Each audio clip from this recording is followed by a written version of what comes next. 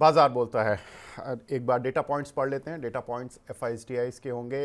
F की figure तो change नहीं हो रही हैं, हालांकि जो उनका ट्रेंड है वो सेलिंग साइड पर ही चल रहा है। एफ ने कल भी 4563 करोड़ रुपए की सेलिंग की है, हालांकि डी का ट्रेंड भी चेंज नहीं हो रहा है, वो भी 3509 करोड़ रुपए की बाइंग कर ले गए हैं। तो ये एफ की सेलिंग, डी की बाइंग, ये गेम अभी भी चल रहा है। एक बार ग्लोबल इंडिसेस पर नज़र डाल लेते हैं, किस तरह का रुझान वहाँ से देखने के लिए मिल रहा है। तो ग्लोबल इंडिसेस पर नज़र डालें तो डाउ जोन्स, जहाँ पर कि कल हमने देखा कि स्ट्रेंथ बनती हुई दिखाई दी, अच्छी स्ट्रेंथ थी अमेरिकन मार्केट्स में, और 431 पॉइंट की बढ़त कल डाउ जोन्स में करीब 1% की स्ट्रेंथ थी। आज शंघाई कल की गिरावट के बाद एक बाउंस बैक लेने की कोशिश कर रहा है। बड़ी खबर है चाइना से, इस पर बात करेंगे। करीब 3% ऊपर है। हैंसेंग 4% ऊपर है, जिसमें कि हमने कल देखा था कि एक अच्छी खासी गिरावट देखने के लिए मिली थी कल और परसों। साथ ही निकाई में पॉजिटिव रुझान बना हुआ है, करीब 4.25%। साथ ही कोस्पी में करीब 0.5% की बढ़त देखने के लिए मिल रही है। तो सारे ही एशियन मार्केट्स लगभग ग्रीन में हैं और अच्छे से एक स्ट्रेंथ दे रहे हैं। साथ ही एक बार देख लेते हैं टॉप गेनर्स और लूजर्स, कहाँ पे शेयर हैं जो कि स्ट्रेंथ दिखा रहे हैं, कौन से शेयर्स हैं जो कि अभी भी बढ़ते हुए मार्केट में गिर रहे हैं। तो बढ़ते हुए मार्केट में जो बढ़ रहे हैं, टाटा इन्वेस्टमेंट टॉप पर है। आज भी टाटा शेयर 13.5%, RCF 7.5%, जेन टेक्नोलॉजी यहाँ पर 7% की तेजी, रेन कमोडिटी 7%, टाटा केमिकल 5%। तो ये शेयर मार्केट की सलामी टाटा ग्रुप को, जो कि टाटा के शेयर आज भी एक अच्छी स्ट्रेंथ दिखा रहे हैं। साथ ही टॉप लूजर्स में देख लेते हैं कौन से ऐसे शेयर्स हैं जो कि आज मार्केट में स्ट्रेंथ नहीं दिखा पा रहे। तो एक बार लिस्ट देख लेते हैं। होम फर्स्ट यहाँ पर करीब 3.5% की गिरावट, आईसेक करीब 3% नीचे है, रिट्स करीब 3% नीचे है, सारे गामा करीब 2.5% नीचे है। अदानी एंटरप्राइज में भी करीब 2.25% की गिरावट देखने के लिए मिल रही है। अदानी एंटरप्राइज इसमें QIP इशू के चलते यहाँ पर कुछ गिरावट है, इस पर भी विस्तार से बात करेंगे। एक बार ग्लोबल खबरों पर नजर डाल लेते हैं। अगर हम देखें तो चीन के जो वित्त मंत्री हैं शनिवार को एक राहत पैकेज पर क्लैरिटी देने के लिए कुछ प्रेस रिलीज जारी कर सकते हैं, प्रेस में मीटिंग कर सकते हैं, रिपोर्टर से बात कर सकते हैं, इस तरह की बातें हो रही हैं। हालांकि मार्केट एक्सपर्ट ये मान रहे हैं, काफ़ी कुछ ब्रोकरेज हाउसेस की रिपोर्ट्स ये कहती हैं कि करीब 2 से 3 लाख करोड़ युआन का पैकेज की बात हो सकती है चीन के वित्त मंत्री के द्वारा। प्रशांत सर, जैसे तैसे ये चीन का मामला सॉर्ट आउट हुआ था कि बड़ा स्टिमुलस आ रहा है इंडियन मार्केट से, एक मेजर सेलिंग एफआईज की देखने के लिए मिली, उसके चलते अब दोबारा चीन अगर स्टिमुलस पर जाएगा तो इंडियन मार्केट कैसे रिएक्ट करेगा सर? जिस तरीके से एफआईएस इंडिया को देखते हैं, महीने भर पहले जब हम लोग ऑल टाइम हाई के आसपास थे, we were among the expensive economics in the world. So as a trader जब एफआईएस सोचता है कि चाइना में इतना ऑलरेडी डिस्काउंटेड वैल्यूएशन पे मिल रहा है, तो पैसा शिफ्ट होना एक लाजमी है कि एक ट्रेडर ऐसे शिफ्ट करता ही है। बट जिस तरीके से उनका इकोनॉमिक पैकेजेस रिलीज हो रहे हैं, उनके खुद के इकोनॉमिक को रिव्यू करने के लिए जो चाइना कोशिश कर रहा है, मुझे लगता है कि FIs obviously they will use this opportunity for at least 5 to 10% of upside in the Chinese economic as well as the share market in the indexes. तो मुझे लगता है कि ये जो शिफ्ट है वो जारी रहेगा जब तक ये पैकेजेस क्लियरली मार्केट्स में यूटिलाइज ना हो जाए। तो थोड़ा सा इंडियन मनी वहां पे शिफ्ट होने का जो ऑलरेडी दिख रहा है अपने को, तो it will continue to see the same trend for at least very short term. On a long term basis FIs का जो लॉन्ग टर्म पैसा ऑलरेडी इंडिया में आ चुका है, that is very much intact, which is more than what they are selling right now, so that will always remain in India. But जो short term के लिए इंडिया में आया था, where we were standing at all time high, वो पैसा थोड़ा सा शिफ्ट हो रहा है चाइनीज इकोनॉमी में। बिल्कुल। तो चाइनीज़ इकोनॉमी में इंडियन मार्केट में जो पैसा लगा था वो शिफ्ट हो रहा है, जो शॉर्ट टर्म वाला पैसा था वो शिफ्ट हो रहा है, लॉन्ग टर्म वाले पैसे पे अभी भी इंटैक्ट है। और FIIs generally long term investment करते हैं, जो हेज फंड्स और जो पी नोट्स के थ्रू जो पैसा लगता है, आई थिंक वो शिफ्ट हो रहा है। और उसमें हमने देखा भी कि इंडियन मार्केट में करीब एफआईज की $6 बिलियन की सेलिंग हो चुकी है, और चाइनीज़ ETF में करीब $5 बिलियन का इन्वेस्टमेंट आया। और हमने CLSA और जो नोमुरा जैसे जो कुछ बड़े ब्रोकरिंग हाउस थे उनकी तरफ से स्टेटमेंट भी आया कि उनके जो क्लाइंट्स हैं उन्होंने कुछ एक्सपोजर कट किया है। CLSA ने तो अपना ओवरऑल इंडिया से पोर्टफोलियो 20% से कट करके 10% किया, जिसका एक इम्पैक्ट था कि उनकी एक सेलिंग थी। साथ ही कुछ एक जो बड़े ब्रोकरेज हाउसेज हैं दुनिया भर के, उन्होंने भी, उनके क्लाइंट्स ने जो होते हैं उन्होंने अपना एक्सपोजर इंडिया से कट किया है। तो यहाँ पर चाइनीज़ मार्केट का इम्पैक्ट डेफिनेटली इंडियन मार्केट्स पर देखने के लिए मिलेगा। लेकिन एक और इम्पॉर्टेंट खबर सर, ईरान के न्यूक्लियर बम के परीक्षण की आशंका जताई जा रही है। वहाँ पर एक छोटा सा अर्थक्वेक आया था, लेकिन उस अर्थक्वेक को वो एक नॉर्मल अर्थक्वेक की तरह नहीं लिया गया। ये माना गया कि एक ज़मीनी परीक्षण किया गया है न्यूक्लियर बम को टेस्ट करने के लिए। उसके चलते ये संभावना बन गई कि जो इज़राइल जो उन पर हमले की धमकी दे रहा था लगातार, वो शायद हमला बहुत ही कैलकुलेटिव वे में करेगा या नहीं करेगा, और इससे एक जियोपॉलिटिकल रिस्क फिलहाल के लिए थोड़ा टल गया है। सर, कैसे देख रहे हैं अगर ये ईरान इज़राइल फिलहाल कोई एस्केलेशन और नहीं होता है न्यूक्लियर पावर बनने की वजह से ही मान लीजिए, और कल इस तरह की भी बातें थी कि हिजबुल्लाह के जो चीफ हैं उन्होंने कहा है कि हम इज़राइल के साथ कुछ बातचीत भी कर रहे हैं, इज़राइल के कुछ एक दल भी गया है वहाँ पर बात करने के लिए, कुछ इस तरह की बातें चल रही हैं। तो अगर सीज़ फायर को लेकर कुछ बातें आती हैं, किस तरह से ग्लोबल मार्केट रिएक्ट करेंगे, इंडियन मार्केट पर क्या होगा?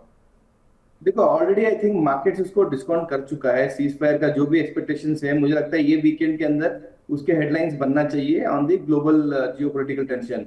बट ओवरऑल मार्केट्स ने जो रिसेंटली 10 दिनों में जो अपने सेल ऑफ देखा हुआ है, तो इसराइल और ईरान का जो वॉर का हाई पीक एक्सपेक्टेशन है उसको हमने डिस्काउंट कर चुका है। और इंडिया में वो चीज एक रीजन था प्रॉफिट बुकिंग के लिए, प्लस चाइनीज इकोनॉमिक में जो पैसा जा रहा है। So all the economic activities happened in last 1 week, मतलब अक्टूबर 3, 4, 5, 6 तारीख तक ये जो भी हेडलाइंस बने, इससे मार्केट्स ने ऑलरेडी मुझे लगता है कि ये जो वॉर है वो पूरा डिस्काउंट कर चुका है। मुझे लगता है कि वही एक रीजन था मार्केट्स को एक शॉर्ट टर्म बॉटम आउट बनाने के लिए।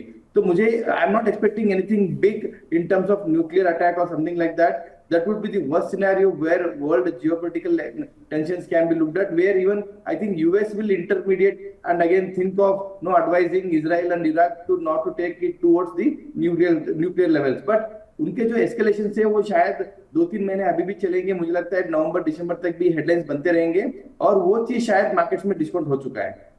जी, कुछ एक दर्शक भी सवाल पूछ रहे हैं सर। अभी दर्जी का सवाल है, पूछ रहे हैं कि IFCI इन्होंने NSE के IPO की उम्मीद में होल्ड किया हुआ है, क्या इनको होल्ड रखना चाहिए या एग्जिट कर लेना चाहिए? सर, IFCI का कुछ स्टेक बचा है NSE में, क्योंकि मैं NSE की शेयर होल्डिंग देख रहा था, उसमें कुछ दिखा नहीं। I think they are fully sold off. मुझे 6 महीने पहले शायद इनका पूरा एग्जिट हो चुका था। IPO के दौरान में मुझे लगता है कि उनको परमिशन मिल चुका था पूरा सेल करने के लिए, and it has been distributed to lot of institutions.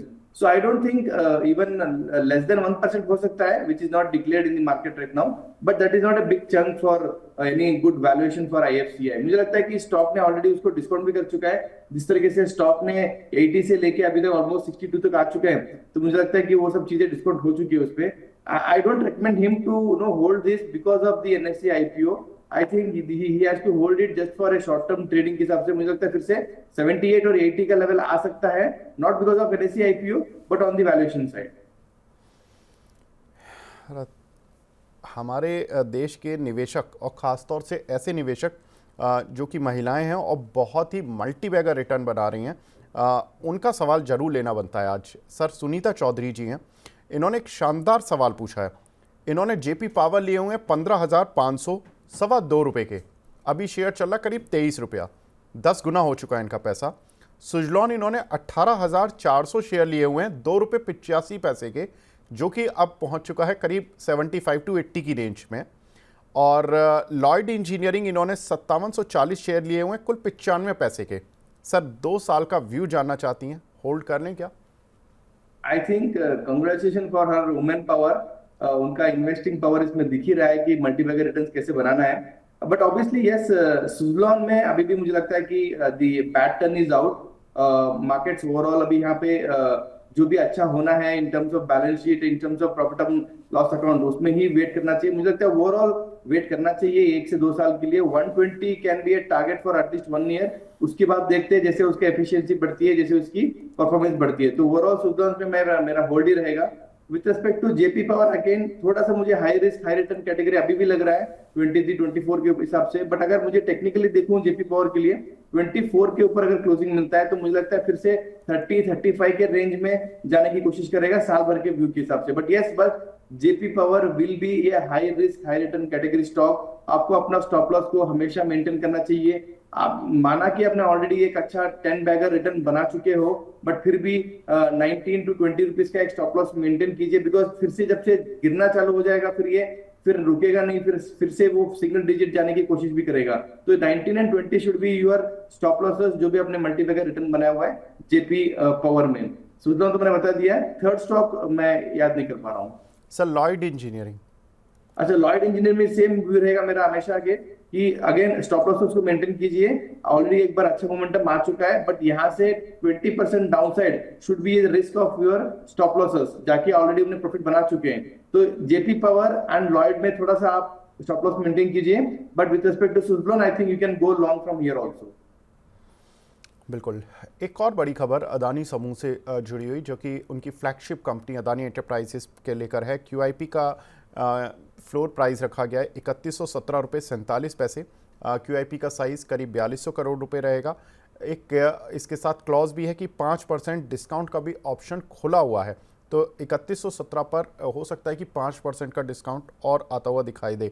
Sir कैसे देख रहे हैं अदानी एंटरप्राइजेस? अभी तो फ्लोर प्राइस के आसपास ही आ चुका है ऑलरेडी। फ्लोर प्राइस भी कल की क्लोजिंग से थोड़ा नीचे ही था, लेकिन अगर फ्लोर प्राइस से और उनको कुछ डिस्काउंट देना पड़ता है तो शेयर किस तरह से रिएक्ट करेगा? 4200 करोड़ रुपए मिलने की खुशी मनाएगा या डिस्काउंट के जाने का दुख होगा? सो आई थिंक 3000 के आसपास ये स्टॉक अच्छा एक लेवल बनता है on A technical basis, but अगर उनको डिस्काउंट देना पड़े तो मुझे लगता है कि it is good for an investor to come in participate for a long term story. जैसे कि आपको पता है कि अदानी एंटरप्राइज एक इंक्यूबेटर कंपनी है, जहां पे 10 से 12 डिफरेंट टाइप्स ऑफ बिजनेसेस बन रहे हैं, बहुत निश लेवल पे है। आगे जाके 3 से 2 साल में शायद 1-2 कंपनियां आईपीओ के हिसाब से बाहर भी आ सकते हैं या डीमर्जर के हिसाब से बाहर भी आ सकते हैं। आपको 2 साल का व्यू लेके यहाँ पे पार्टिसिपेट करना चाहिए in the time of QIB. और जब भी ये स्टॉक डिप में आता है, मतलब कोई भी रीजन से ये 3000 के आसपास या 3000 के नीचे आता है, तो मुझे लगता है कि एक लॉन्ग टर्म इन्वेस्टर यहाँ पे उसको ग्रैब करना चाहिए अपॉर्चुनिटी में। बिल्कुल। तो यहाँ पर सर ने बता दिया कि किस तरह से आपको अदानी एंटरप्राइज को किसी भी डिप में लॉन्ग टर्म के लिए सोचना है। साथ ही सर एक और बड़ी खबर दूसरे ग्रुप के साथ, वेदांता, जिसमें कि 8 तारीख को बोर्ड मीटिंग होने वाली थी डिविडेंड को लेकर, वो पहले डेफर हुई कल के लिए यानी कि 9 अक्टूबर के लिए। फिर 9 अक्टूबर को ये कंपनी की तरफ से स्टेटमेंट आया कि उन्होंने अब स्थायी समय के लिए डिविडेंड को लेकर जो बोर्ड बैठक थी वो टाल दी है। अब कंपनी ऑलरेडी इस साल 3 बार तो डिविडेंड दे चुकी है। सर कोई खास रीज़न है क्या? कुछ खबरें हैं कि कंपनी ने क्यों ये बोर्ड बैठक लगातार टाली है? डिविडेंड देने को लेकर वो कंपनी क्यों सोच रही है बार बार? I think there is a statement going around in the market with respect to someone in the family is business is no more now. So I think that would be the basic reason why the जो delay हुआ है meeting का, वही reason मुझे लगता है। मैंने सुबह सुबह कहीं पे पढ़ा some lady in the some old lady in the family is no more, I think 2 दिन पहले। तो उसके चक्कर में मुझे लगता है कि ये पोस्टपोन किया है, ना कि कोई अदर कॉर्पोरेट एक्शन के हिसाब से। मुझे लगता है कि स्टॉक उसको डिस्काउंट कर चुका है। पहले तो पता नहीं था कि क्या रीजन था, अभी मुझे लगता है मार्केट को पता है। तो आई थिंक स्टॉक है स्टेबलाइज राइट नाउ। 470 480 के आसपास अगर स्टॉक मिलता है तो यहाँ लेना चाहिए। Dividend can be a bonus for everyone, मतलब वो एक एक्स्ट्रा बेनिफिट मिलता है, बट ओवरऑल मुझे लगता है metal as a sector, Vedanta will play a lot of story in this, और upside can be 500 520 for a medium term horizon.